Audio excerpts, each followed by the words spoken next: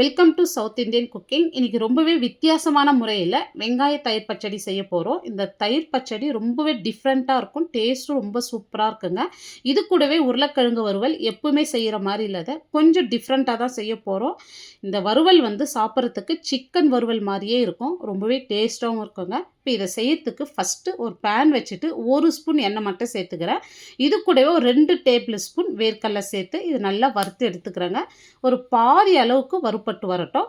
இப்போ வேர்க்கடலை பாதி அளவுக்கு வறுப்பட்டதும் இதோட ஒரு 10 பல் பூண்டு, ஒரு 3 பச்சை மிளகாய், 1 ஸ்பூன் தனியா சேர்த்துடலாம். இப்போ தனியா சேர்த்தது ஃப்ளேம் சிம்மில் வச்சுடுங்க. தனியா கருகக்கூடாது. வாசனை வர வரைக்கும் வறுத்தா போதும். இப்போ பாருங்கள், இந்த அளவுக்கு வறுப்பட்டதும் இது அப்படியே டைரெக்டாக நம்ம மிக்ஸி ஜார்லேயே சேர்த்துக்கலாம். இப்போ இது நல்லா ஆறின பிறகு இது நம்ம நைஸாக அரைக்கக்கூடாது. இந்த அளவுக்கு பாருங்கள், கொரகொரப்பாக தான் அரைக்கணும், நைஸாக அரைச்சிடாதீங்க. இப்போ இந்த அளவுக்கு அரைச்சிதான் இப்போ இது ஒரு சைடு இருக்கட்டும். இப்போ வேற ஒரு பவுல் எடுத்துங்க. அதில் 400 கிராம் புளிப்பில்லாத தயிராக சேர்த்துக்கலாம். இப்போ ஃப்ரெஷ்ஷாக இருக்கிற தயிராக சேர்த்துங்க, அப்போ தான் டேஸ்ட் நல்லாயிருக்கும். இப்போ இதிலே கொஞ்சமாக தண்ணி சேர்த்துட்டு இந்த மாதிரி நல்லா கலந்து விட்டுங்க. இப்போ இந்த மாதிரி கட்டி இல்லாத இந்த மாதிரி கலந்து விட்டுங்க. இப்போ இது ஒரு சைடு இருக்கட்டும். இப்போ நம்ம வேர்க்கடலை வறுத்த பேன்லேயே மீடியம் சைஸில் 2 வெங்காயம் ரஃப்பாக கட் பண்ணிவிட்டு சேர்த்துக்கலாம். இப்போ எண்ணெய்லாம் எக்ஸ்ட்ரா சேர்க்க வேணாம், அதில் இருக்கிற எண்ணெயே போதும். இந்த வெங்காயம் கண்ணாடி பதத்துக்கு வதங்கி வந்தால் போதும். இப்போ பாருங்கள், இந்த அளவுக்கு வதங்கி வந்திருக்கு.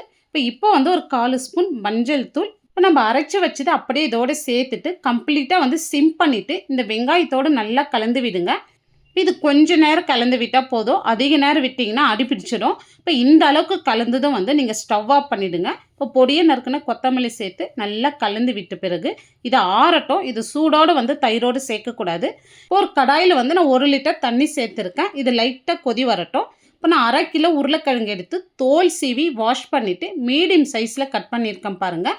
இந்த மாதிரி கட் பண்ணி எடுத்துங்க. இப்போ தண்ணி லைட்டாக கொதி வரப்போகுது. இப்போ நம்ம கட் பண்ண உருளைக்கிழங்கு இதில் சேர்த்துட்டு இதோட 1/4 ஸ்பூன் மஞ்சள் தூள், தேவையான அளவு உப்பு சேர்த்துடலாம். இது மீடியம் ஃப்ளேமில் ஒரு 6லேருந்து 7 நிமிஷத்துக்கு வேகட்டும். இப்போ இதுக்கு பதில் நீங்கள் குக்கரில் சேர்த்து ஒரு விசில் விட்டு எடுத்துக்கலாம். இப்போ உருளைக்கிழங்கு பாருங்கள் நல்லா வெந்து இருக்குது. இப்போ நம்ம தண்ணி வடிச்சிட்டு உருளைக்கிழங்கு எடுத்துடலாம். இப்போ இது ஒரு சைடு இருக்கட்டும். இதுக்கு ஒரு பேஸ்ட் ரெடி பண்ண போகிறோம். ஒரு பவுல் எடுத்துங்க. அதில் 1 ஸ்பூன் அளவுக்கு சில்லி பவுடர் சேர்த்துருக்கேன். இது 1/2 கிலோ உருளைக்கிழங்குக்கு நான் 1 ஸ்பூன் சில்லி பவுடர் சேர்த்துருக்கேன். இப்போ நான் 1 ஸ்பூன் காஷ்மீரி மிளகாத்தூள் சேர்த்துக்கிறேன். கலருக்காக சேர்த்துக்கிறேன். காரம் கம்மி. இது வேணான்னா நீங்கள் ஸ்கிப் பண்ணிக்கலாம். இப்போ 1/2 ஸ்பூன் மிளகு, 1 ஸ்பூன் சோம்பு. இப்போ இதோட ஒரு 10 பல் பூண்டு சேர்த்துங்க. இப்போ கொஞ்சமாக கருவேப்பிலை சேர்த்துக்கலாம். நல்லா ஃப்ரெஷ்ஷான கருவேப்பிலை சேர்த்துங்க. இப்போ இது அப்படியே ஒரு மிக்ஸி ஜாரில் சேர்த்துட்டு கொஞ்சமாக தண்ணி சேர்த்து நல்லா நைஸாக அரைச்சி எடுத்துங்க. கொரகொரப்பாலாம் அரைக்கக்கூடாது. இப்போ ஒரு பேன் வச்சுட்டு ஒரு 2 டேபிள் ஸ்பூன் எண்ணெய் சேர்த்துறேன். எண்ணெய் சூடேறந்து ஒரு 1/2 ஸ்பூன் கடுகு, இப்போ 1/2 ஸ்பூன் உளுத்தம்பருப்பு, 1/4 ஸ்பூன் சீரகம் சேர்த்துருங்க. இப்போ கொஞ்சமாக இதில் கருவேப்பிலை சேர்த்துட்டு ஒரு 1/4 ஸ்பூன் பெருங்காயம் சேர்த்துருங்க. இப்போ உளுத்தம்பருப்பு கலர் நல்லா மாறி வரட்டும். இப்போ பாருங்கள், உளுத்தம்பருப்பு கலர் மாறி வந்ததும் நம்ம அரைச்சி வச்ச பேஸ்ட்டு சேர்த்துடலாம். இப்போ மிக்ஸி ஜார்லேயே கொஞ்சமாக தண்ணி சேர்த்துங்க. நிறைய தண்ணி சேர்க்காதீங்க. இப்போ இந்த அளவுக்கு சேர்த்ததும் நல்லா இந்த மாதிரி கலந்து விட்டுங்க. இப்போ இந்த மசாலாவுக்கு தேவையான அளவு மட்டும் உப்பு சேர்த்துக்கலாம். ஆல்ரெடி நம்ம உருளைக்கிழங்கு உப்பு சேர்த்து வேக வச்சுருக்கோம். இப்போ இந்த மசாலாவுக்கு தேவையான அளவு மட்டும் சேர்த்துங்க. இப்போ நம்ம சேர்த்த மசாலா எல்லாமே நல்லா பச்சை வாசனை போயிட்டு நல்லா எண்ணெய் பிரிஞ்சு வரணும். மூடி போட்டு விடுங்க, இல்லைன்னா வெளியெல்லாம் தெறிக்கும். இப்போ நல்லா பாருங்கள், எண்ணெய் பிரிஞ்சு நல்லா மசாலா திக்காய் வந்திருக்கு. இப்போ மசாலா நல்லா எண்ணெய் பிரிஞ்சு இந்த அளவுக்கு திக்காய் வந்ததும் இப்போ நம்ம வேக வச்சு உருளைக்கிழங்கு சேர்த்துட்டு நல்லா இந்த மாதிரி கலந்து விட்டுங்க. இப்போ ஃப்ளேம் மீடியமாக இருக்கட்டும். இப்போ இது ஒரு 3லேருந்து 4 நிமிஷத்துக்கு மூடி போட்டு விடுங்க.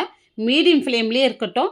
சென்டரில் கலந்து கொடுங்க. இப்போ மசாலா பாருங்கள் நல்லா ட்ரை ஆகி வந்திருக்கு. இந்த மாதிரி நல்லா கலந்து விட சொல்லவே ரொம்ப வாசனையாக இருக்குது. நம்ம பூண்டு, சோம்பு, கருவேப்பிலை எல்லாம் அரைச்சி சேர்த்ததுனால ரொம்பவே வாசனையாக இருக்குங்க. இப்போ இதோடு பொடியாக நறுக்குன்னு கொத்தமல்லி சேர்த்துட்டு நல்லா கலந்து விடுங்க. கொத்தமல்லி எந்த அளவுக்கு நிறைய சேர்க்குறீங்களோ அந்த அளவுக்கு நல்ல வாசனையாக இருக்கும். இப்போ இது கூடவே லாஸ்ட்டாக நல்லா பொடியாக நறுக்குன்னா கருவேப்பிலை சேர்த்துருங்க. ஒரு வித்தியாசமான டேஸ்ட்டில் உருளைக்கிழங்கு வறுவல் ரொம்பவே சூப்பராக ரெடி பண்ணியிருக்கோம். இப்போ வெங்காயம் நம்ம வதக்கி வச்சது கம்ப்ளீட்டாக நல்லா ஆறி இருக்குது. இப்போ நம்ம இதை அப்படியே தயிரோடு சேர்த்துடலாங்க. இப்போ இதுக்கு தேவையான அளவு நம்ம உப்பு சேர்த்துடலாம். இப்போ பாருங்கள் நல்லா கலந்து விட்டுங்க.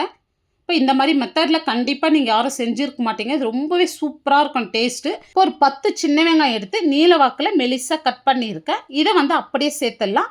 இந்த ஸ்டெப்பு வேணான்றவங்க நீங்கள் ஸ்கிப் பண்ணிடலாங்க. ஆனால் சேர்த்து சாப்பிட சொல்ல ரொம்பவே சூப்பராக இருக்கும். இப்போ இதுக்கு ஒரு சின்ன தாளிப்பு கொடுத்துடலாம். இப்போ ஒரு தட்கா வச்சுட்டு 1 ஸ்பூன் எண்ணெய் சேர்த்துங்க. இப்போ எண்ணெய் சூடேறுனதும் ஒரு 1/2 ஸ்பூன் கடுகு, இப்போ 1/2 ஸ்பூன் சீரகம் சேர்த்துருங்க.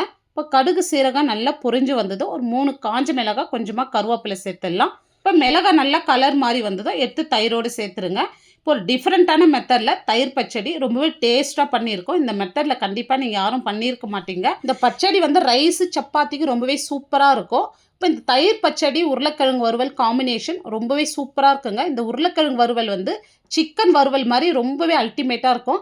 நீங்கள் ட்ரை பண்ணி பாருங்கள். இந்த வீடியோ உங்களுக்கு பிடிச்சிருந்தா கண்டிப்பாக நீங்கள் ஒரு முறை செஞ்சு பாருங்கள். செஞ்சு பார்த்துட்டு எப்படி வந்ததுன்னு உங்களுடைய ஃபீட்பேக்கை கமெண்ட்ஸில் சொல்லுங்கள்.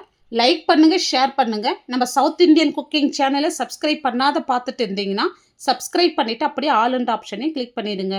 தேங்க்ஸ் ஃபார் வாட்சிங்.